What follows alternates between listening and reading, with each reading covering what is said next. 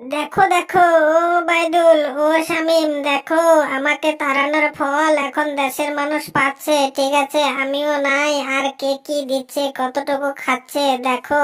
আর আল্লাহ কি একটা বিপদ দিয়ে দিল। হাসিনা আপা, ও হাসিনা আপা, তুমি আবার এত চিন্তা করতেছো কেন? তুমি যেখানে আছো সেখানে ঠিকঠাক থাকলেই হলো। তুমি আর দেশের চিন্তা করে লাভ নাই। তারা যদি ভাবতো তাহলে তোমাকে এইভাবে তাড়াইতো না। মোদি বন্ধুরে, ও মোদি বন্ধুরে, মানুষের কথা শুনে সেই দেশের মানুষগুলো আমাকে এইভাবে তাড়িয়ে দিল। এই দেখো, আমেরিকার চক্রান্তে আমাকে এইভাবে দেশ ছাড়া করলো। এখন কত কষ্ট করতেছে, এখন বুঝুক ঠেলা। হাসিনা বান্ধবী, ও হাসিনা বান্ধবী, হ্যাঁ সে তো মানুষ বুঝতে পারেনি। ঠিক আছে, যদি বুঝতে পারতো বিদেশি শক্তির চাল, তাহলে কি আর তারা এরকম করতো? তাহলে তো এরকম করতো না। তারা বিদেশি শক্তির যে চাল সেটা কিছুদিন পরেই বুঝতে পারবে। তুমি ধৈর্য ধরো।